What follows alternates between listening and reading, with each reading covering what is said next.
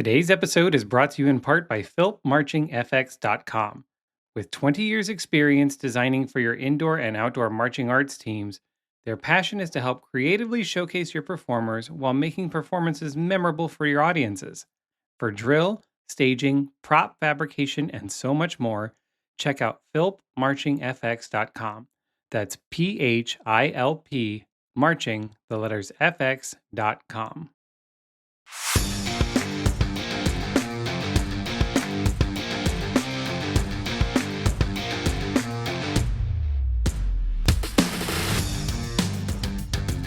Hello, everyone, and welcome back to Flags in a Gym, a podcast dedicated to all things color guard. My name is Eric. I'm your host and resident color guard nerd. And today's episode is the next installment in the program showcase series, and it's all about 2025 Independent A finalist Sonnor. I sat down with members of the staff, and we talked about the long history of the program, including some iconic shows of theirs from the 80s and 90s. We also talked about the difficulties of color guard in Canada, what it was like making finals for the first time in 22 years, and more. So sit back, relax, and let's talk some color guard.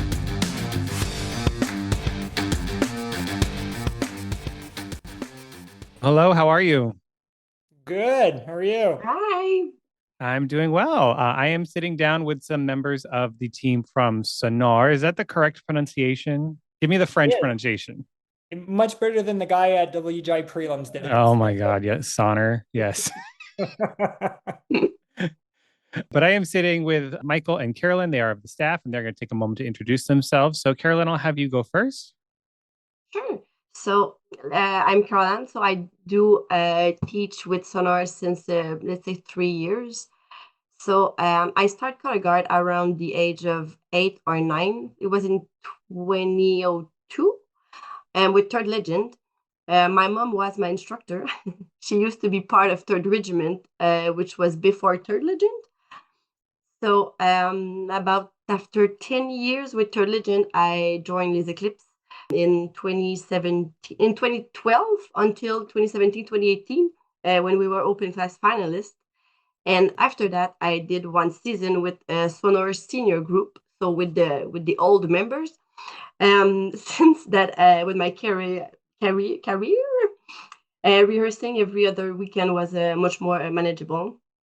And then COVID hit, and eventually I had a little boy, and I started teaching with Mike. So here I am. And Mike. Oh my God. Yeah, I'm Mike. I'm the head choreographer for Sonnor. I'll skip over all the details. I've basically been marching since the late 70s. So drum corps wise, I did Les Eclipses, ended up in Cavaliers for the last two. Winter Guard marched Sonnor. I taught Académie Musicale. I taught Les Etoiles. I did some senior corps, and I've basically been teaching Sonnor on and off since 1990. Wow. I didn't realize you'd been there that long. I've been there. My first year with Sonnor was 1986. The second year of the Guard, and the first year we went to WGI. Okay. So 1986 was the first year of Sonnor, the Winter Guard program? No, the first year was 1985 because it used to be a drum corps. So that winter, the drum corps decided to do a Winter Guard. Then the drum corps folded. The staff ended up at Les Eclipses drum corps, and they said, "Hey, you guys want to do Winter Guard?" And I was like, "Cool, what's that?" And then I just went and ended up there. Very cool. I think that's like a common theme up there is the Winter Guard started as a drum corps because Third Legend was Third Regiment, right? And then became Third Legend. And didn't Les Etoiles do the same thing? Les Eclipses was a drum corps. I actually marched Les Eclipses drum corps back in the day. But yeah, Les Etoiles, yeah, pretty much everybody. Because we used to have a big drum corps scene in Quebec, so it made it a lot easier, but that went away in the early 2000s. Poor Quebec, poor Canada drum corps, yeah. I marched one of the fleeting years of Kiwanis. 2005 maybe was their last year. I don't remember, but they were one of the last to hang on, and hard to get membership up there. Super hard. So you marched with the first iteration of the Winter Guard. So I was going to ask you how you got to Sonnor. And a little birdie told me you marched in the 1989 American Paris show. Yeah, that was my original age out here. The original age out, yeah, because back then there was World didn't get the non-age out till 2003 or 2002. 2000. So I aged out in 89 and I actually came back and marched one last year in 2000 when the age out rule went away for world class. Nice. Did you march in Canada? I marched the Lace Eclipse Winter Guard. If you haven't seen 1989 American in Paris, you need to see it. I think it is quintessential 80s color guard, like especially for my younger listeners, like you got to know your color guard history and just you're going to watch it and be like, what is this? But it's amazing. Costume changes galore, streamers on the equipment, and then the giant big flyover that all the guards always had. Like it's amazing. I don't know why people love that show so much. You're not the first person to talk to me about it. It's just it's a weird one for me. I think it's a charming show. Like, when you look at 80s color guard, it was very theatrical, very putting on a show. And this was, I Oh, mean, it yeah. was it was like a theater production. I mean, seriously, like tons of costume changes. You get the full story with the characters, and then the big flyover with the Eiffel Tower on it, and then the cutout in the middle. It's Yeah, it was kind of our it became kind of our trademark in the 80s. We would do these over the top productions with tons of costumes and props and all that. And then the 90s, big staff change, and we went completely the other way. a shame. So, so how did the program get its name, and does it have like a meaning? Does it have a translation in French? Caroline, do you know? I can say in French. So in French we say Sonnor, Sonnor de Laprairie. But the history of Sonnor, Mike would be the best to tell you though. I mean, from what I've heard, because they were a drum corps way before I even showed up, it was a combination of two words that formed Sonnor. Hmm. So son meaning sound and all meaning golden. So they kind of put those two words together, kind of became the drum. That's the legend I heard. I don't know. It sounds good. And the De La Prairie is just because you're from that area in Quebec. Like If we're the from town is Laprairie, yeah. so Golden Sound of La Prairie, Quebec, Canada. It's kind of what it translates to. Yeah, which makes no sense as a winter guard. Yeah, So but tradition. tradition. I don't know. Yeah, it has more mystique as Sonat, right? As the French like to say, it has that je ne sais quoi. It's like you have that something, right? So it started in 80. The Winter Guard started in 85. We 85. said yes, and it's been going ever since, right? Never, other than maybe COVID, there were no breaks. None. We're the oldest continuous winter guard in Quebec. That's great. And do you know who started the guard? Because you said you took it over in 1990. Oh, I was a lowly tech in Oh, 1990. Nate Lowly Tech. The lowly tech. It We was love actually, our lowly techs. We love the oh, lowly techs. You do a and lot of plus work. I hate teching, so I was not a good tech. I was a horrible tech. It really got started by the because it was a family affair back then. So Les Rivards and the Bourgeois were like these two families who ran the drum corps and started the Winter Guard and really kept it running for a lot of years. And then the Plants came in, and it just kind of progressed as a family affair through all the years. Very cool.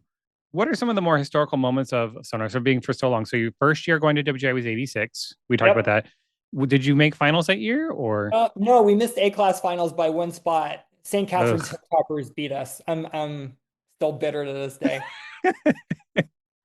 And then 87 was a weird year because we were winning a lot in A class, and for some reason the staff decided to move us up to world class.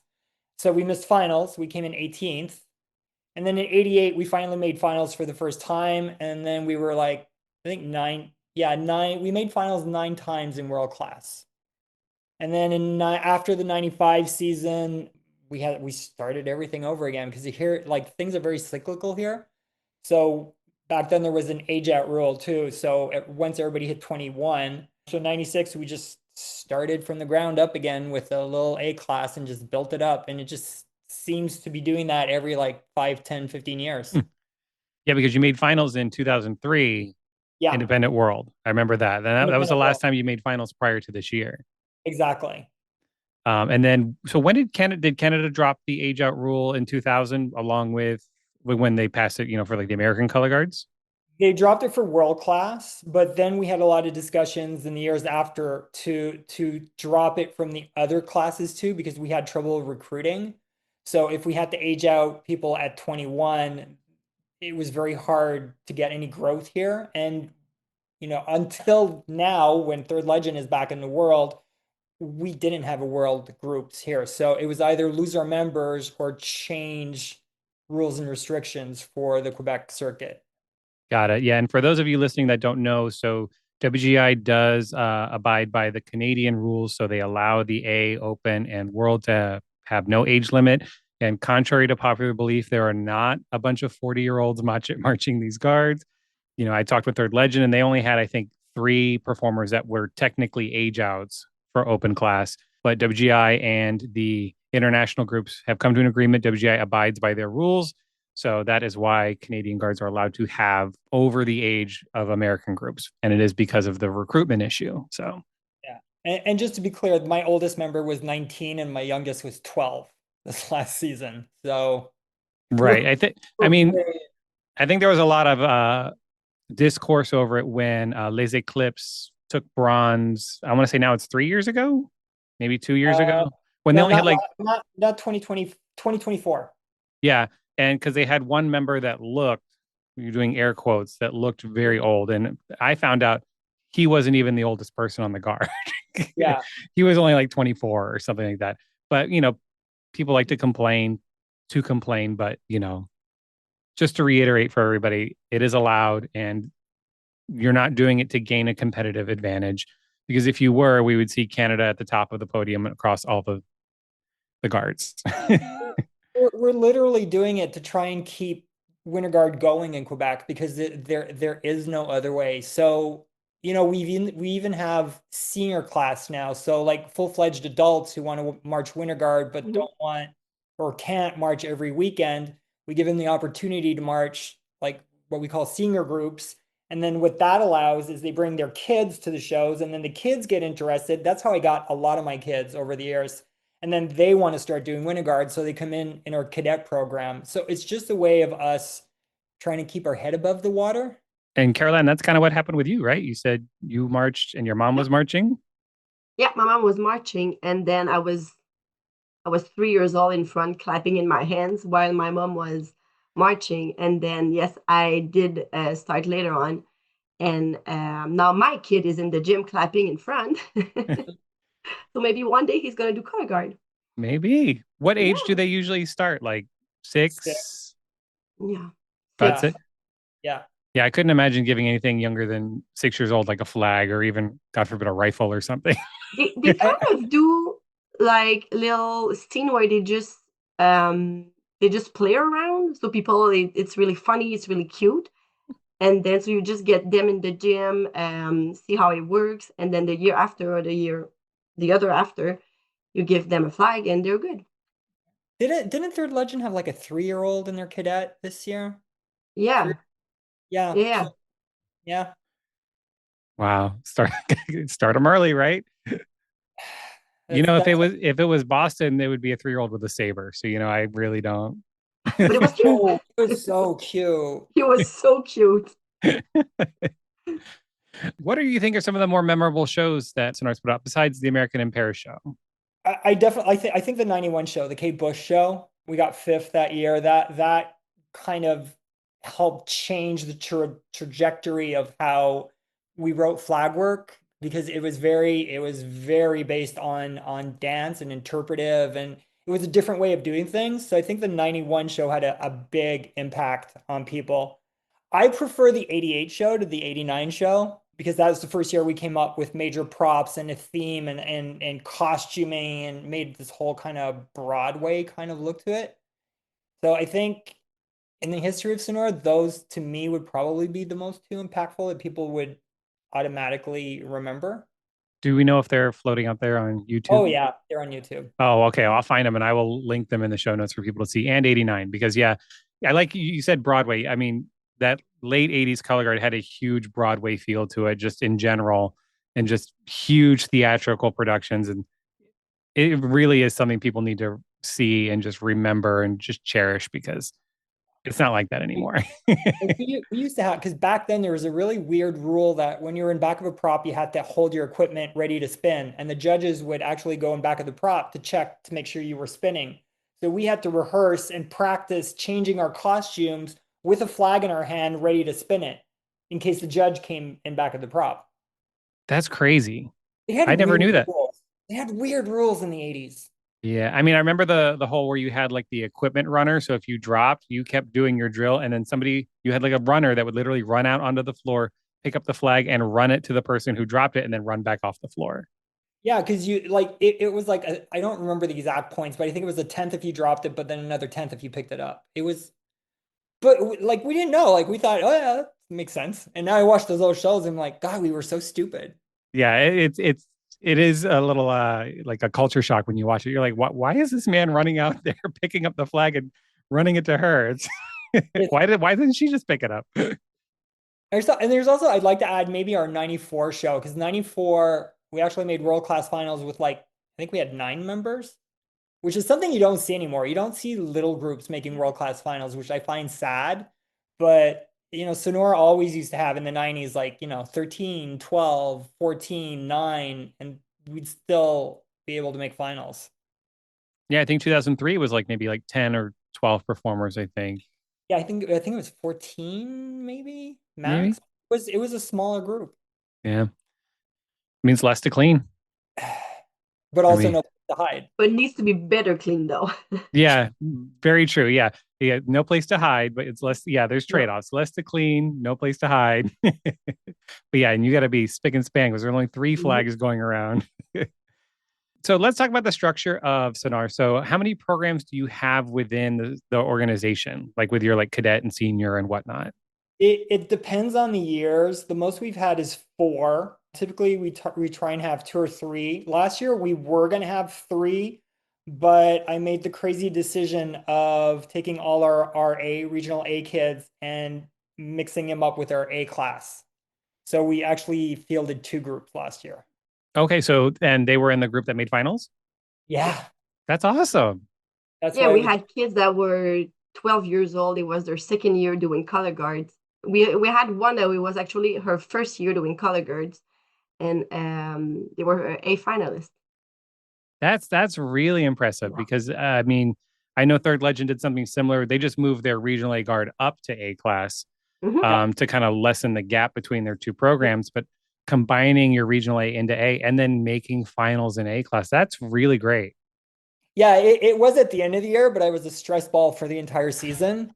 Um, because we had the open house for the regional A and A kids together because we wanted to see how everybody spun and who we were going to move up and everything. And after I think the second rehearsal, like I had a meeting with the staff and we were all like, you know what? They kind of spin well together. And we have 16. So what if, crazy idea, and then the regional A kids were scared when they found out, and then Mhm. the A kids were worried that we'd write down to the regional. So it was a whole thing, but we got it to work. 16 is my favorite number in color guard. I love the 16 because you can do the 4x4 block and you can have like 8 weapons and 8 flags. Like I feel like you can do a lot with 16 kids. So to me, that's the magical number when you're staging. Maybe not world class where you can have up to 50, but like for an A guard, I think 16 is a great number. I loved it because every other year I've been at Sonora since I came back. I've been marching between 6 and 11 in my A guard. So this year, like 16, I was like, there's too many people. I don't know where to put them. Was your other group the senior group? No, the cadet group. Okay, so you had a cadet and then you had the A guard. Exactly. Okay. And so are you in charge of both of them or does the cadet guard have its own like director? I am in charge of both of them. I'm trying to change that. Carolane, what are you doing? You want to take over the cadet guard? And nope, nope, nope. You gotta have a I lot of prefer patience. the A class. Yeah. So Carolane, what is your role with the guard? I'm the technician mostly for dance, and no, I'm Also for technician for weapons. everything, for everything. Yeah. The way you said it, I think you prefer dance, right? Actually, no, no. Actually, the less that I prefer is dance. I think I prefer weapons, taking weapons. Like Carolyn is a great cleaner because I hate cleaning. I hate doing You hate technique. cleaning. I'm like, you're here on 1, you're here on 16. but Carolane will Make literally, it work. Yes, yeah, right. 2 hours on 4 counts. Classic choreographer. We're going to start here. We're going to end Yeah, here. And you know what? Here's 8. Here's the in between point. Figure the rest out. yep, pretty much. No, I love a good tech. I think every big designer has that tech that they just absolutely love. And they're just like, you know what? They'll handle it. They're great at it. And I can move on and I don't have to stress about it. So many designers hate cleaning their own work because I feel a lot of designers write to music, not to counts. Yep, So yep. when it comes time to clean, they're like, I don't know where 4 is. It's here. That's exactly Michael. That's Mike. Figure it out. Yep. And then you go ask them, hey, should they be flat on 8 or whatever? And I don't know. I don't know. I don't care. Make it work. As long as they release on 13, I don't care. There you go. Don't There you change my go. work and we're good. And so, Michael, you're the director and main choreographer. No, we don't really have a director. We used to, and we kind of decided to just split the responsibilities. We have a really good, strong board of directors. So they take care of a lot of the stuff, and I take care mostly of scheduling rehearsals, the staff, the members. So it kind of just it ended up working well that way. So, knock on wood. If it ain't broke, We don't do fix have it. amazing dads. Yeah, we have amazing guard dads. Yeah. What's funny is Third Legend said the same thing. They said that like their dad volunteers, like they built the benches for them and everything. They're like just like Yeah, I because bet. I can't build anything. So Do you have any other members of the staff that you would like to recognize while we're talking? I know Third Legend, I talked to most of them are bilingual, and you had mentioned that most of your staff is not. So, exactly. so you were scrounging to find somebody to come join you. That's why Carolane is here. When we love having you here. But But if and you how want to mention any of the other staff, and you can use French if you want if they're going to listen. So well, like half of my staff is on tour with Les Stentals right now, which is the only Yeah. Quebec drum corps left. But I mean, to be honest, if it wasn't like we had Phil, Sarah-Jeanne, we had Julie, we had Vicky, we had Christine, we had Linda. Um, like if I didn't have those people around me, there's no way we would have gotten to where we got this season. Mhm. and they just started their tour, right? Just recently, like they're doing like the back half of the tour, I believe. Yeah, they left I think July 12th. So they have like a shortened 2 or 3 week tour. And what's really cool is they have a really big color guard this year, and it's all kids from Third Legend, Eclipse, and Sonnor together. So it builds really nice bonds for them when they compete against each other in the winter. Do you have any special partnerships you work with, like design wise, or getting uniforms or equipment? Because being in Quebec, everything's in the U.S. Yeah, no, we pretty much buy everything. Oof. Yeah, and the American exchange rate is killer. So we try and recycle as much as possible. What are your dues like because of the exchange rate? Because you have to factor in going to regionals and championships and everything. Do you find that your dues are ostensibly higher than what an American would pay, or? They're actually lower. I mean, one of the great things about Sonora is they do have some really great money generating initiatives that help the color guard. So their number one priority is making sure that dues are as low as possible for the members. So I really, really appreciate that about the board because it could be completely unaffordable, but I think we're probably one of the lowest in Mhm. Quebec. Nice. What would you say is your teaching philosophy as a group? Like, what is your focus? I think that, I mean, I'll say for on my side, but I think it's we all share that vision. We focus more on fun and building self-confidence. I think we want to create a safe and supportive space where they can push themselves, grow, express who they are without any source of judgment. So it's just to offer the best for the kids and help bring out the best in them. Because I know that for me, color guard has brought a lot in my life in terms of my personality and the person that I've become. Because I have learned, to trust myself, manage my stress, understand that we can control what's beyond our control. So I kind of want to pass that away on the kids. No, I think that's great. And I think that's one of the great things about color guard in general. You're joining a team sport where you have to work with other people. and Mm-hmm. then you're performing in front of hundreds or thousands of people. So you have to have that, like you said, that's that confidence. Because we all know those kids, their first year, their first show, and they're like waiting in the tunnel and they're just deer in headlights. They're terrified, they're panicking, and you're just like, got to get used to it, right? So many people have a fear of public speaking, and I feel like people in color guard would not, because you have to get out and perform in front of all of these people. You do it on a regular basis. Of course, we want to win. Like everyone wants to Oh, win, of but I course, don't yeah. think That can that it is can not our first top priority. it can never be our goal because it's unachievable. You never know what's going to happen. So we really focus on, we want to make sure that every season we're better than the last season. Yep. So I don't know what that means competitively, but when I look at our show, I'm like, is this better than last year? Are the kids learning more than last year? Is their skill level higher than last year? And are they happy? So if we get all of those, that's a successful Yep. season. Do you all have any fun traditions? Any things that you do just for fun before you going on for a show, or maybe kind of each season? Yeah, Carolane has a Carolyn has them sing a very, very funny French song as they walk towards the regionals in the States that the kids just love to do. Um, we So can't yeah, we can't repeat it in public, but it's very funny. And then One of every those, got it. Yeah. yeah, one of and the we but all it's in French. Right. yeah, So it's you a could stage. probably get away with it, because I mean, how many people, you're in Bethlehem, Pennsylvania. How many people are really going to know what you're saying? No, they think it's cute. There we go, and we scream it out loud, so it just feels good.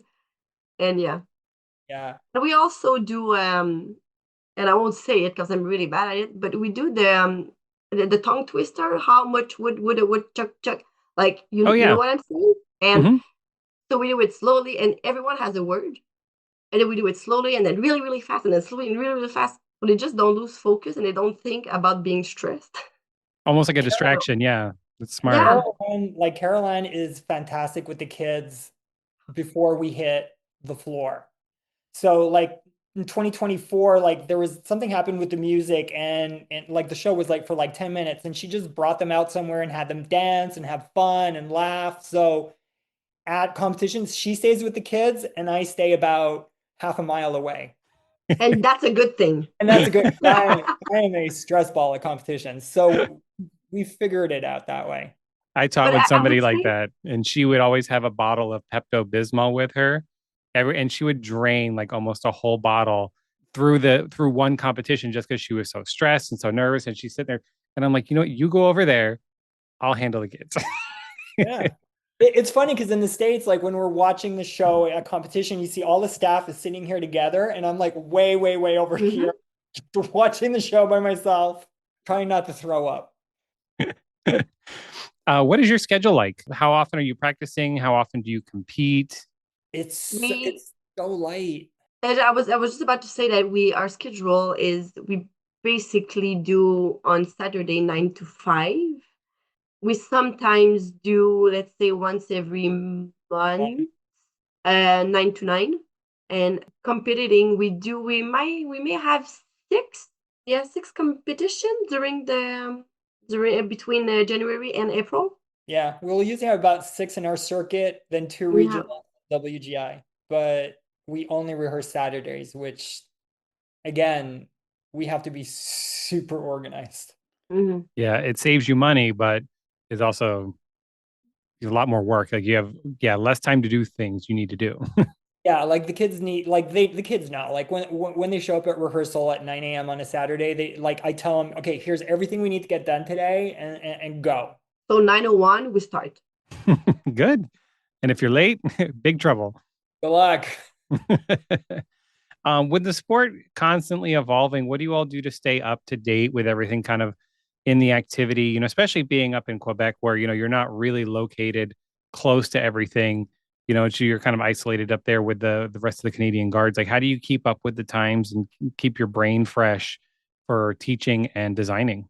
I mean, it's difficult. I know like the technical staff, there's a whole bunch of videos of WGI that they downloaded on, technique because we want to make sure that we're following with the latest technique trends and making sure that we're teaching kids the right thing. like I also I love John Corn Winterguard, so I just follow everything all the time. But we're also lucky enough, like we have Cynthia Bernard, who's just been named to the WGI International Steering Council. committee, yeah. Exactly. So we have her come in and consult. And then Kevin and Vincent from Third Legend, who, go to all the meetings and are, super into the WGI side of it, also help me out whenever I need it. So all three of those people are super awesome with Sonnor. Yeah, and Cynthia, she's the first international member to be elected to the steering committee. So congrats, little claps to her. I know she's been getting lots of flowers, and then WGI posted a article about her. So very exciting. Um, let's Also talk. taught her when she was 9. Wow, you teach everybody. So And she teaches me when I was 15, 16. I love how what a like a close knit family it is up there with all the Quebec guards. yeah. Because there are, like I said, you're isolated. It's just you all there, and you have Sonnor, Third Legend, Liz Eclipse, and are those the only three like winter guard programs? There's two senior groups, Intemporel and Visage, but the junior groups is Les Eclipse, Sonor, and Third Legend. Yeah, and I know when I was visiting Third Legend at their rehearsal at the East Power Regional, you all were getting ready to perform, and my phone had signal, so I pulled up Flow Marching on my phone, and we were standing by a window outside the gym, and like almost the whole guard was standing around like watching you all perform in prelims, and they were screaming, and everybody was just so excited. I love that bond that you all have, even though you're competitors, you're in the circuit or whatever, but I love that bond that you all have. I think it's so great. Yeah, I think we understand. It took a couple of years, but I think we finally understood that, if one group falls, everything falls. And it's just in everybody's best interest to try and work together and make the best decisions and, try and get somewhere. What is your design process like? So when are you starting? Oh, I know you. I kind of know this answer because we were chatting on Instagram a little bit when you said I got to start designing for 2026. You're like, I don't know what I'm going to do, and I said, just do hope. You know? That's nobody's ever done that one. Right? No, nobody will expect it next year, so just do hope. But when are you like making those decisions on kind of what you want to do, picking your soundtrack? How does that all work? How do you decide? I usually start the minute the season is over. Because I am very OCD and Carolane can attest to that. I would say before. Usually when our last show is done in Quebec, we go out, let's say, for dinner, and he's like, come here, listen to the song, listen to the for next year. So not after. He already knows before Yeah. the yeah. It stresses me out. This year it actually took more time because I'm expanding the design team a bit. So I wanted to, get other ideas and everything. And I think there's just an extra pressure now because like nobody knew who we were before. So it was super easy. I didn't really care, here's our show. But now it's like, oh yeah, we made finals. Oof. Okay. Now you So got to there's follow that up, right? yeah, there's that little extra pressure of now when we go to regional next year, like they'll be like, "Oh yeah, they made finals last year. Let's see what they're doing this year." Yeah, I agree. I feel like when guards like get into finals and they're in that bottom third, that 10 to 15 range, they're just like, we made finals. We don't care. Maybe their run's not the best or whatever. They get to have retreat and this, and they're like, wait, we're finalists. People are going to expect us to be better next year. Yeah, that wasn't even our goal this year. So, so it just kind of, we had a whole, I had a whole thing in my head of, when we were going to make finals and how it was going to work. So all that just kind of went a bit faster than I thought. So happy to say we have a show for this year. The music's selected. We have the costumes, the flags, everything is ready to go. Nice. Yeah. And I saw you at the Salem Regional and I was like, this could make finals. Like when you're watching, it's so hard early February because, Yeah. trying to decide what's going to happen. But I was like, this looks really good, especially. And what I loved about it, and we'll talk more about it later, is it was an A class show. Like I was watching like a true A class color guard. I'm like, this is a great A class show. So I was like, this has a very good chance of making finals. And you did. I was so happy for y'all. Yeah. I mean, that's where I found you guys because I don't I think it was Third Legend who had posted it, and then I listened to your podcast, and you had such nice comments about our show. I was like, wow, we're not used to getting any kind of comments, so we were very appreciative. And I think Mm. Boston Salem was the first time that the staff kind of looked at each other and we went, oh crap, I think we're good this year. It's like we could do something this year. So while we're on it, we'll go ahead and we'll talk about your 2025 production. It was called On Thin Ice, correct? Yep. Mhm. Um, Kind of a pretty clear concept. I think, like I said, it was a very A-class show, and I don't mean that in a bad way at all. I think it was very, very well done, very musical, very clear. Walk us through kind of like your concept story, how you came up with it, how you found the music, those kinds of things. Well, it's kind of a funny story. I was at work, I work in advertising, and we were in a meeting, and I don't remember who or what we were talking about, but somebody just said there's some kind of mistake happened. And he just said, you know what? He's on thin ice right now. And I just stopped listening. And I was like, oh, that would be such a great show idea. So I brought it back to the staff and I was like, on thin ice, it's really cool because we could do all this thing about, literally being on thin ice. But what I like about the saying is it's about putting yourself in a precarious situation, which to me is exactly what we do every day in color guard. The minute you go out on that floor and perform, or as a designer, you put your show out there for people to critique, you're on thin ice. So I like all the layers that it had, and I just thought it was a cool idea. And I like show themes that have like an easy, fun name. I think that's the advertising part of me. Of Yeah, keep it a simple, clean. Have you ever seen the movie Muppets Take Manhattan? course. When Ocean Breeze soap, it gets you Yes. clean. It It's gets you just clean. it's one of my favorite movies. My kids won't watch it. They hate the Muppets, and it broke my heart. Um, I'm like, how can you hate the Muppets? So one of my favorite little parts of your show was the little ice skating moment that was in the Mhm. on the when you're watching at the left side of the floor. Who came up with that? And kind of, it's a fun little quick little thing, but it's such a cool moment. So I was curious, like, who came up with it? How'd you get it in there? It was kind of a group effort. I was at home on a Sunday after rehearsal, and we had done the staging for that, and I just had the block moving forward. And then I don't know what I was watching on TV, but for some reason there was speed skating on.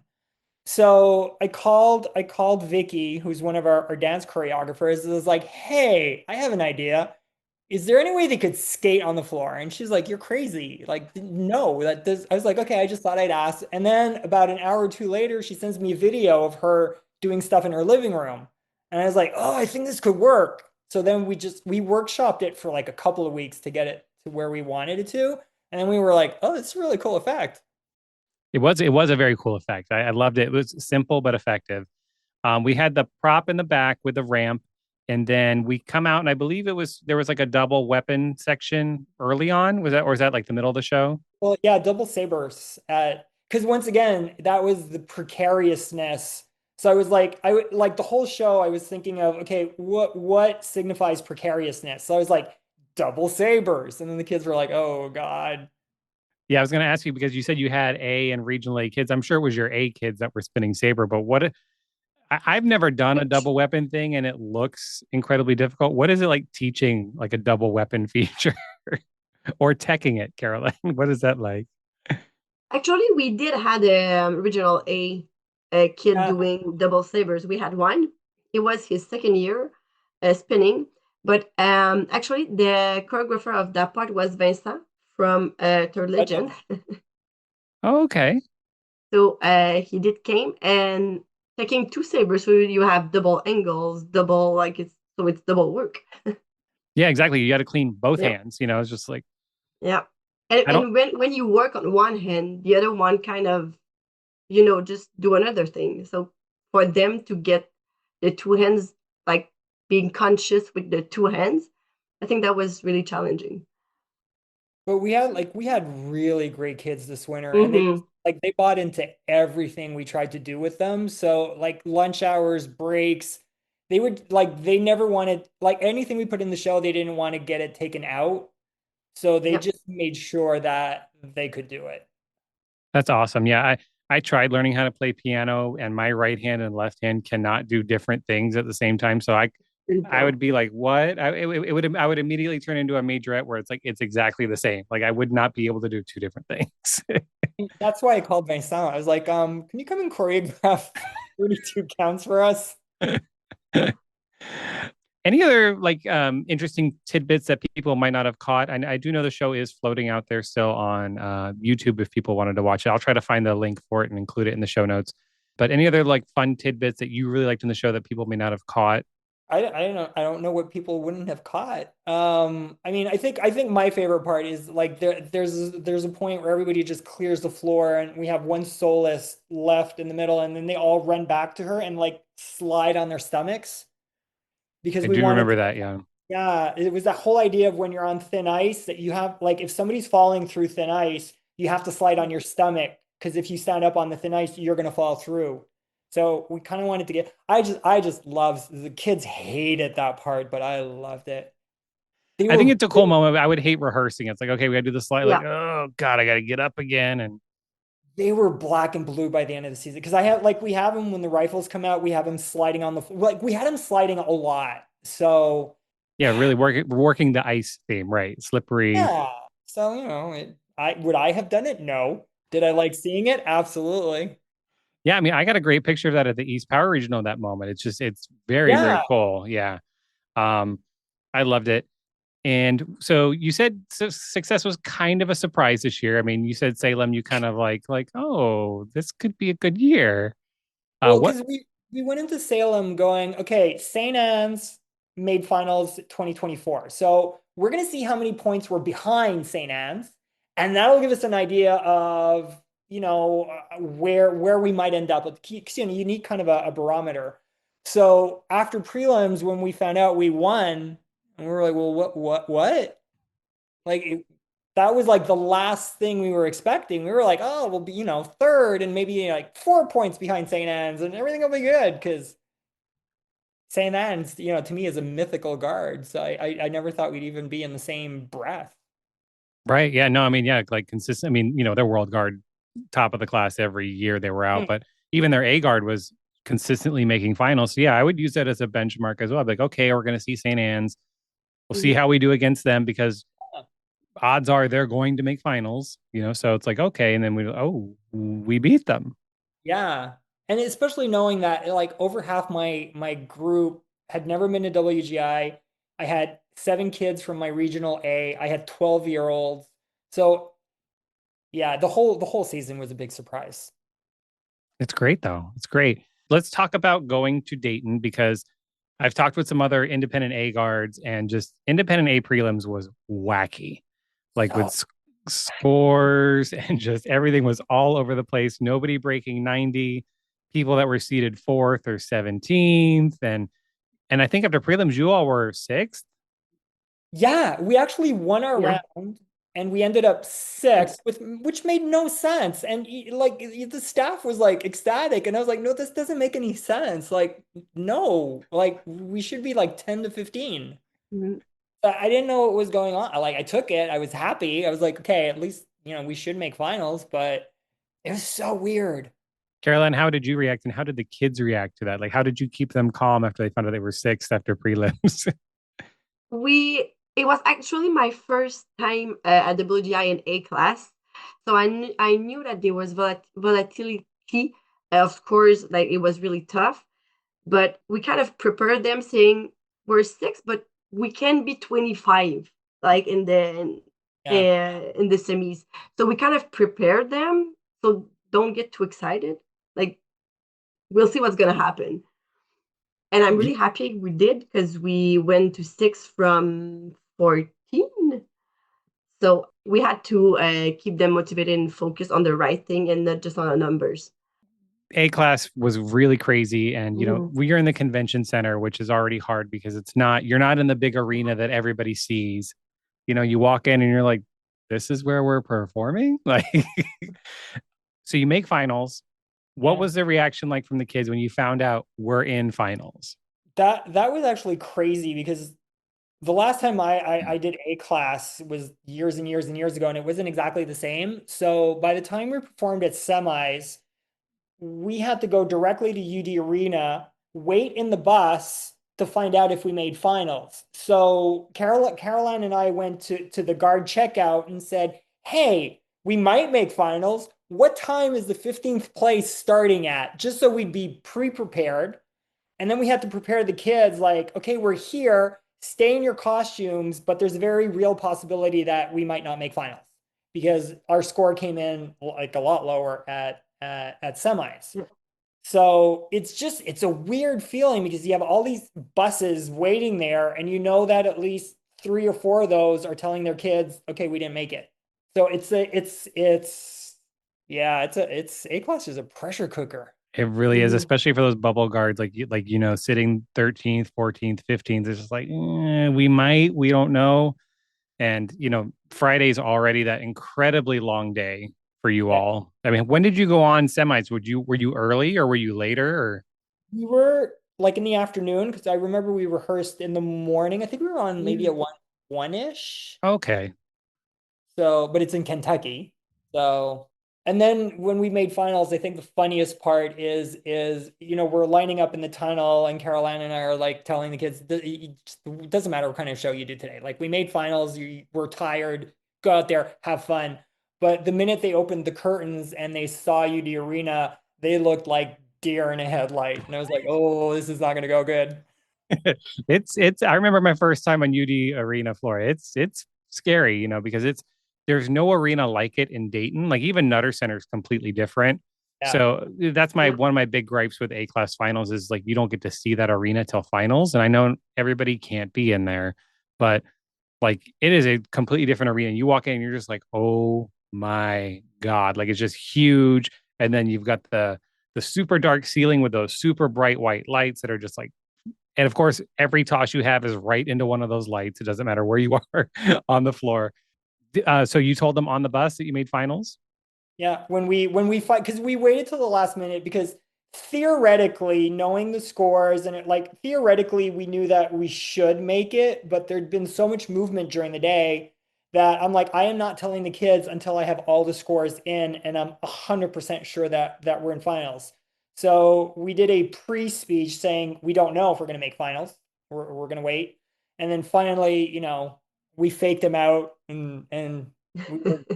I was gonna ask, how did you tell them? Did you fake out Oh, or did you guys just start screaming, looking at your phone, and they figured it out? Like, no, we completely did a fake out. We were like, we never thought we'd get this far this year, and it's been 22 years. And finally we let them know, and yeah, the kids were ecstatic. that's so great. That's so great. I love that. Did you get any recognition from your town or city when you got home from making finals, or Not really. not really? Our But season was over also in Yeah. Quebec once we got mm, back from WGI. So that's still great though. I mean, you made so 2003 was the last year you made finals. Independent World with Bang. I don't was the show called Bang the Drum Slowly? I don't know. Bang the That was drum the song. slowly. Yeah. That is out on YouTube as well. I think I have it. I have the DVD right over there. So I have you on tape. So 22 years, you make finals again, and now planning to make finals again this year, hopefully. I'm planning to have the kids be better than last year. That's all I can. All you That can do. Yep. is A class. I mean, A class is a bloodbath. It's so tough. So Like, tough, especially Scholastic A, where you're 20 of the 140 make it. I mean, that's insane. And even like mhm. I think it was Sacred Heart. They were like fifth going into Dayton.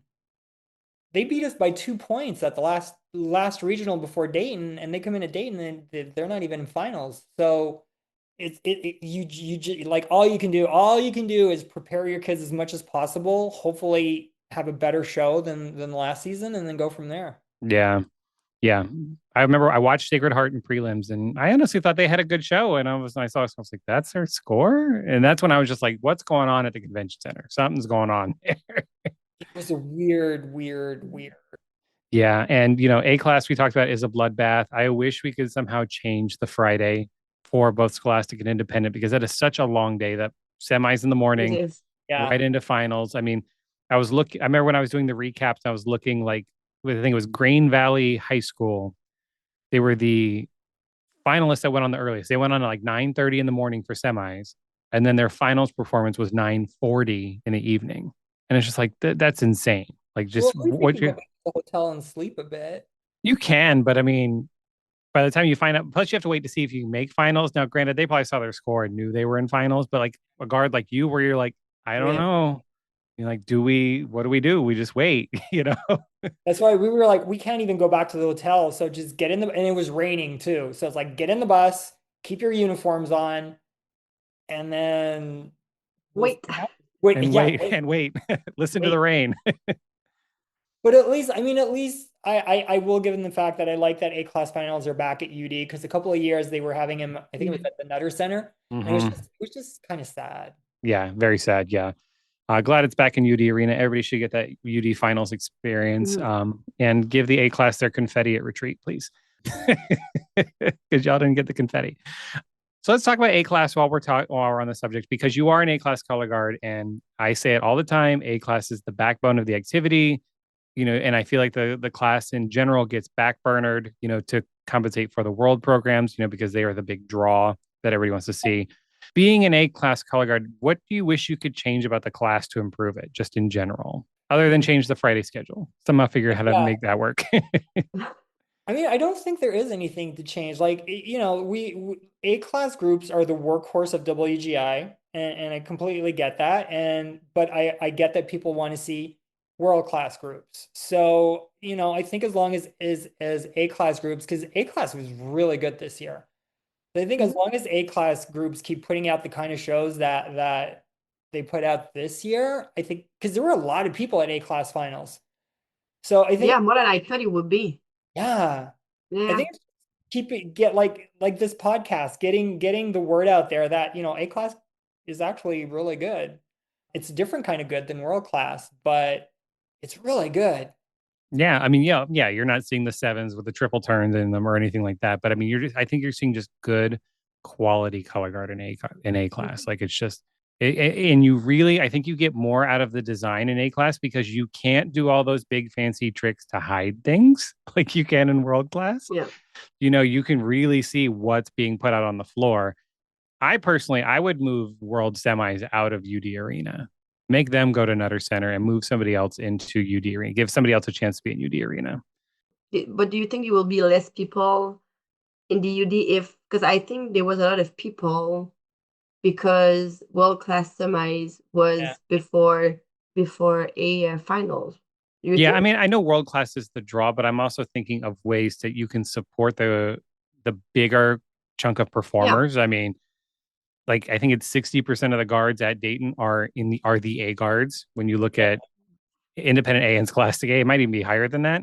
And when I marched independent A years ago, we had our semis in UD Arena.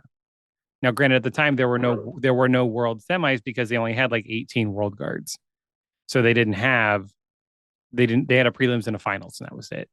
But I think move the guards around. I know we want to cater to the world guards because they're the biggest draw, but you need to support the A class. Give them the opportunities. Yeah, maybe not Scholastic A just because there's way too many groups. Like you can't.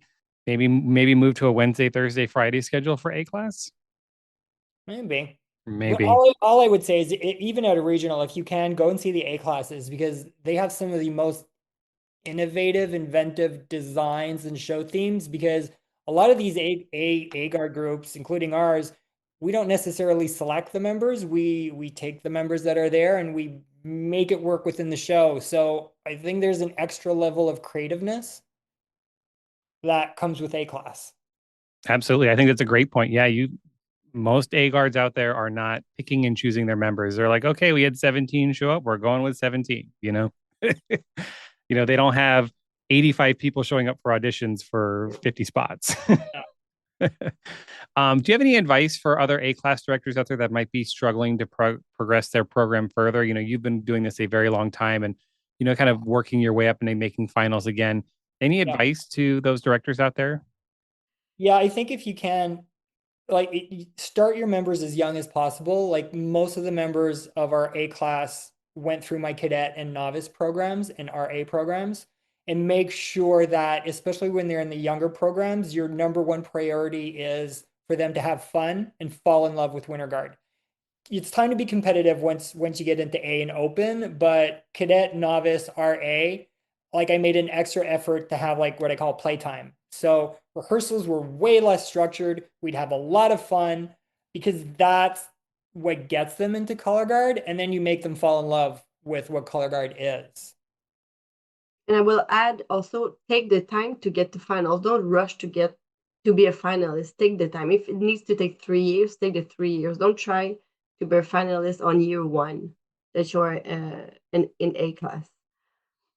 Take the Yeah. time so you're gonna build confidence in your kids, and then once you get there, they're gonna be really proud of themselves. Yeah, agreed. 100%. Set realistic expectations. Like, okay, it's our first year.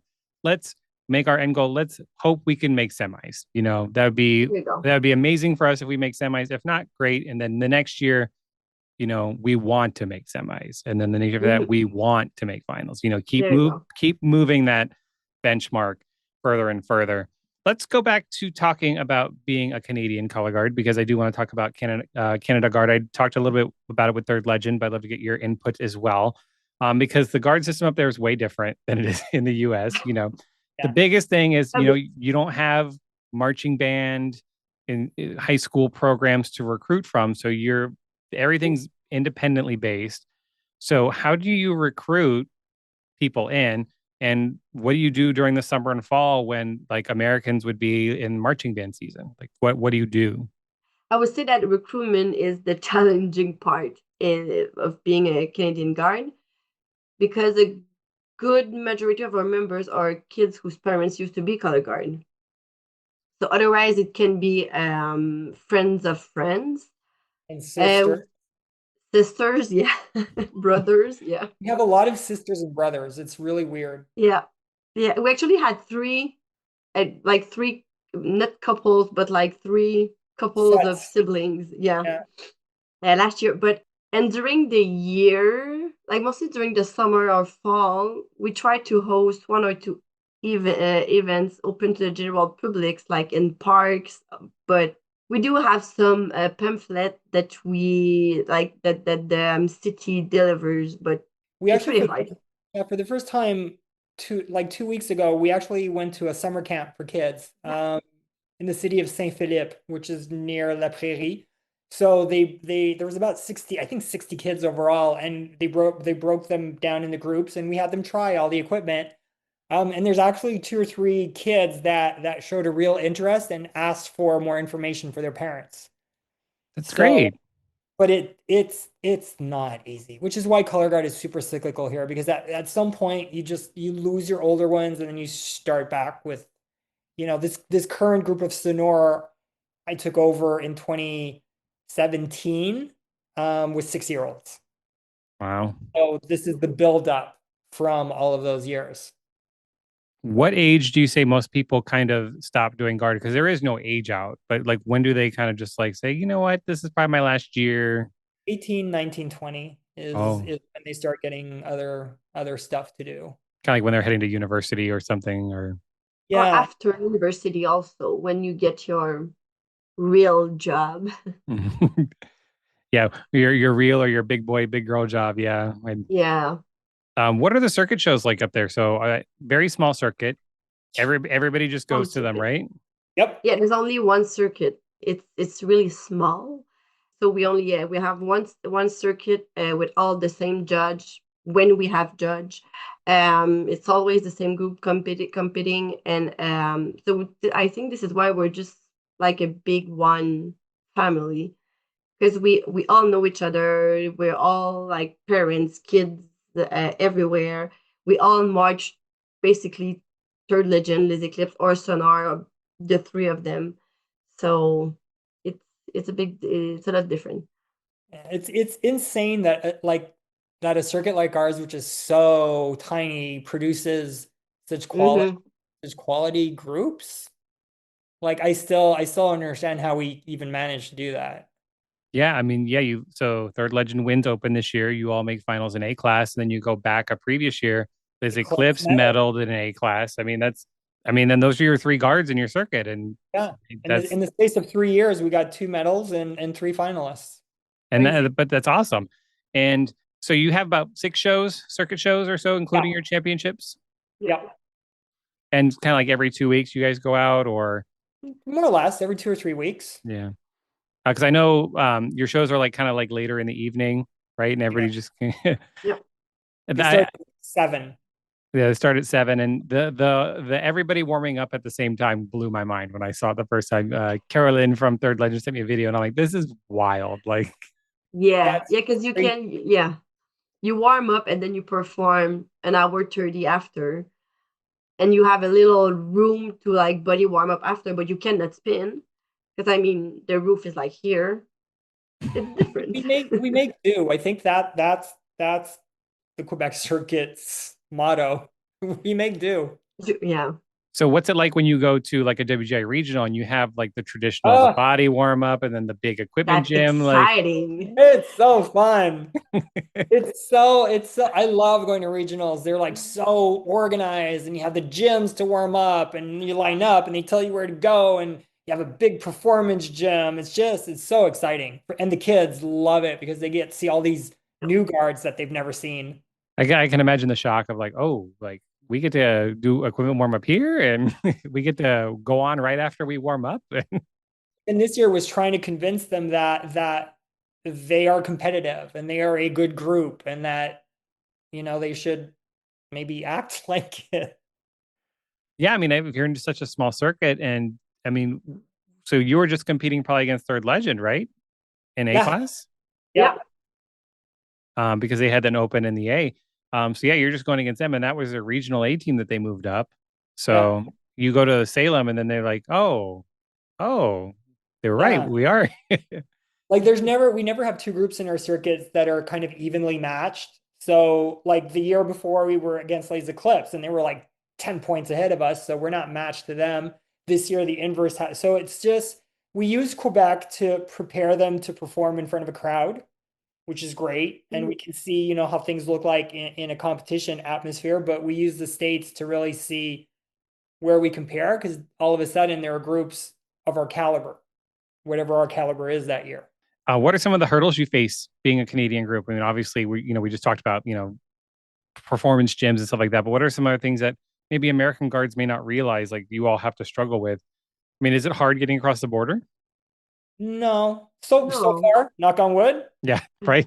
Knock on wood. I, I think one of the hardest thing is getting staff because there's a very little staff here. There's very little designers. Designers. Because Yeah. staff, you can Uh, find some designers, choreographers.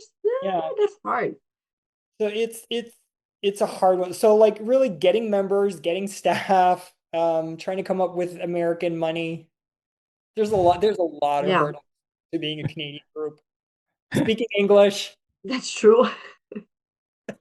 Yeah, because most of the people at Third Legend they told me were bilingual, and if yours aren't, so you go to regional, and are you? I mean, you translating for everybody, and I'm the guy. Yeah, you were because even meant. the kids, most of the kids don't, some of the kids do speak I really get English, but so, yeah, but I would say half of them don't. Yeah, I you actually had were. one kid marching Colts this summer too. Oh, Yeah. that's great. So shout out to Laurie Gabriel. Yeah. You were mentioning that you have to translate for the other staff members in critique and Mhm. stuff like that before we started recording. You were saying, "Hey, we go to critique, and I have to translate while we're trying to talk." The same with judges' tapes, I assume, right? Yeah, so yeah, that becomes kind of a hassle sometimes when we're in the States because I have to tell the staff that do speak English to listen to those tapes so they can kind of summarize it for me. But then when we get to critique, I'm talking to the judges, but then I try and translate some of it in French so that everybody knows what's going on. It's a whole thing. Yeah. Whole thing. Something we don't have to struggle with down here. I mean, I'm grateful, but yeah, that sounds like it'd be very difficult. I've been told, now that's going to be completely wrong, that Canadian guards tend to lead with the body first rather than equipment. Is that true, or is it more equipment? Like when we're talking color guard, we know Boston is equipment focused, right? St. Anne's, Blessed Sacrament, they teach those kids how to spin a saber as soon as they can walk. In Canada, is it kind of the same way with equipment, or is it more body focused? I think it's way more body focused. Yeah, I think so. Because There, most of the kids, no, not most, but a lot of the kids that we have do have a dance base, So like some of the kids were dancers before doing color guards, and we do focus a lot on body. Also, I think during rehearsal, because I do think that to have a clean guard, you need to have a clean body. And I think it's also the way we write the work. Yeah, I think there's just a different style in Quebec, kind of to the way we write. We're definitely not as equipment like no, yeah, no, like Saint Anne Saberliners are like Well, awesome. well, they're an anomaly. I mean, they were always the weapon freaks. It's just like, you want to see a weapon line, you look at St. Anne's or Blessed Sacrament, just like, my God, how do they do that? We're trying to get there. Like but we have no, I busy. think there's also a personality things. Like I mean, in Canada, when we catch something, we're like, "Oh, I catch it!" Like, "Oh, nice." And when you see a US guy, it's like, "Yeah, watch me catch it."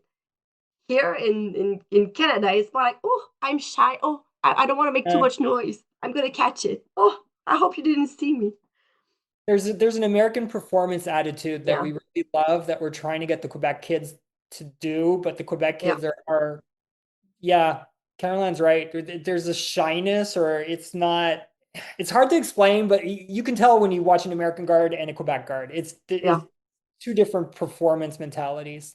You know what it We is? want It's to take we it's want to take the that US style to yeah, it's the Canada. Yeah, Canadian politeness. You know how everybody says Canadians are so There nice, you and so go. that's what it is. Because Americans are we're like, so that's how we approach our equipment that way.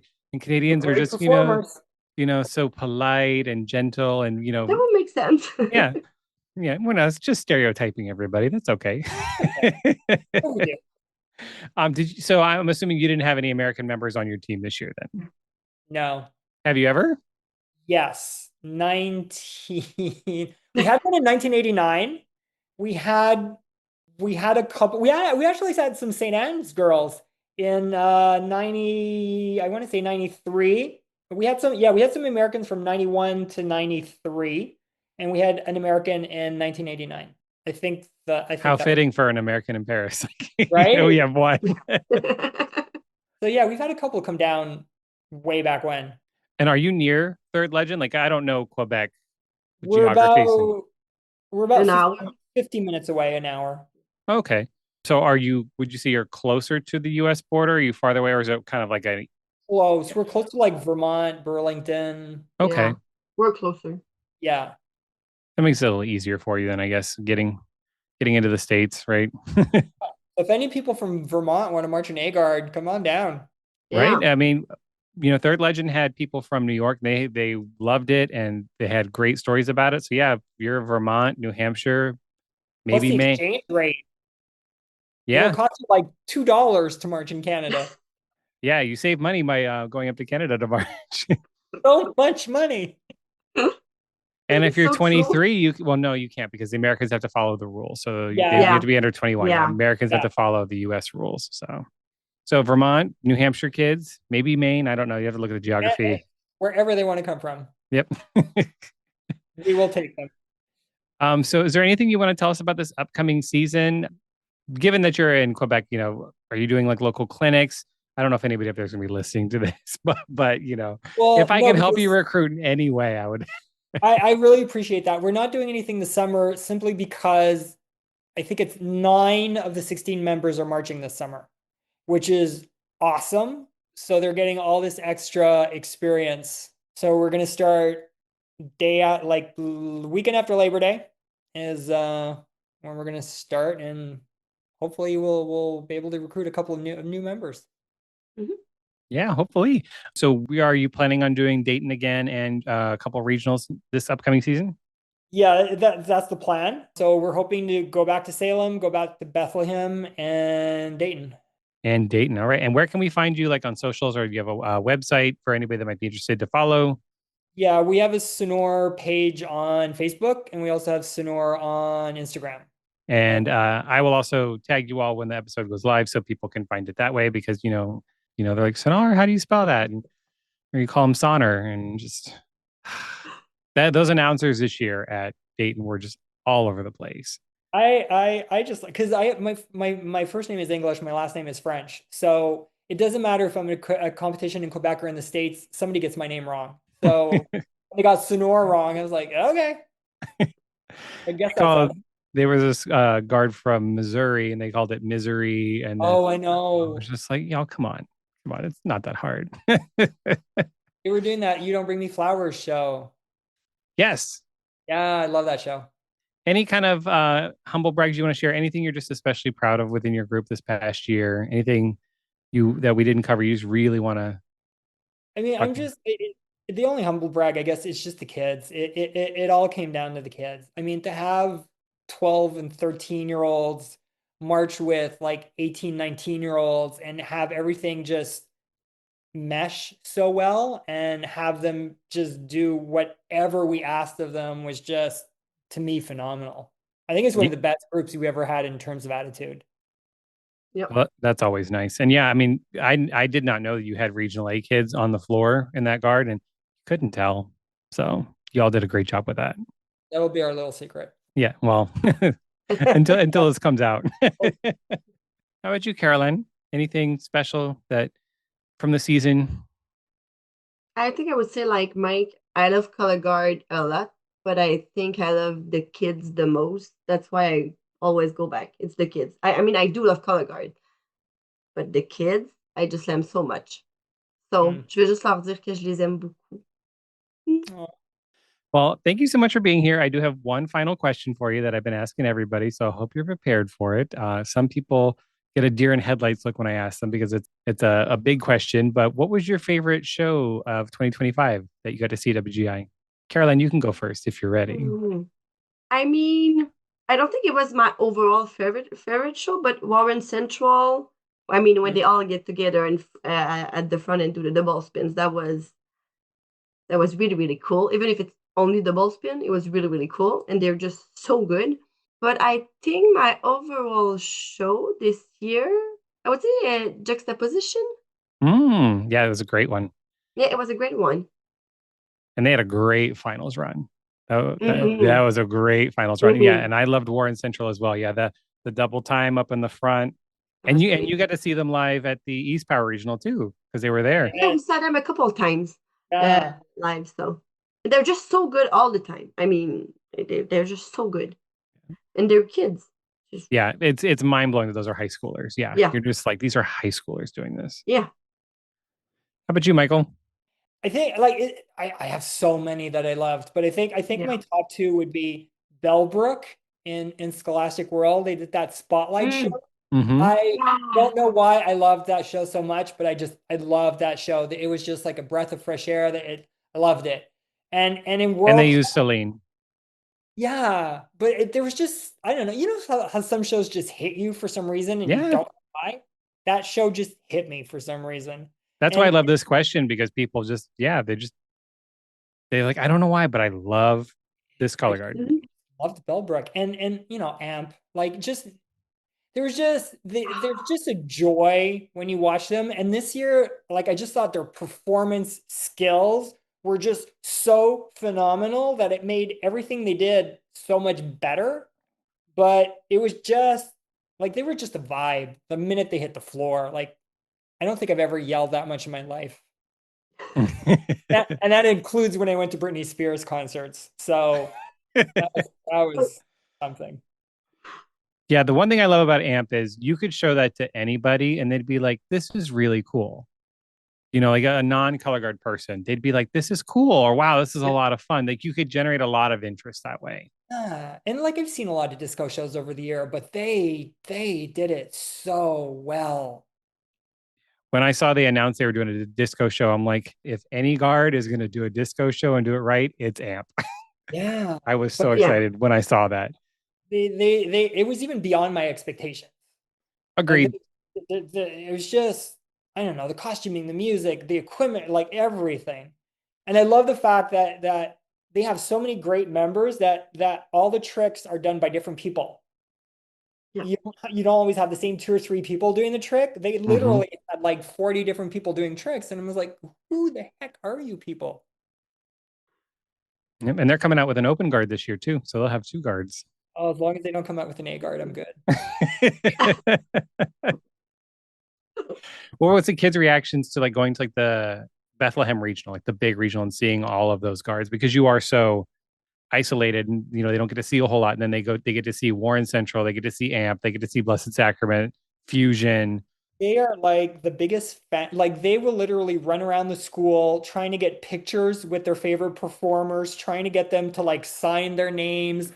They had all these like pins that like these clothespins this year that seemed to be a thing. Yeah, it's like a trend now. And you pin people. It's big at Dayton. Like I don't know a whole lot about it, but I see everybody on Instagram like getting ready to pin people at Dayton. And I think it's been going on for like 2 or 3 years now. I had no idea what it was, and then I saw a couple of my kids had like 30 pins on their uniforms. I'm like, what are you doing? And they like they're like kids in a candy shop. It is the best thing to see when we go to regionals because they are literally the biggest fans of every color guard out there. That's awesome. I love it. I love it.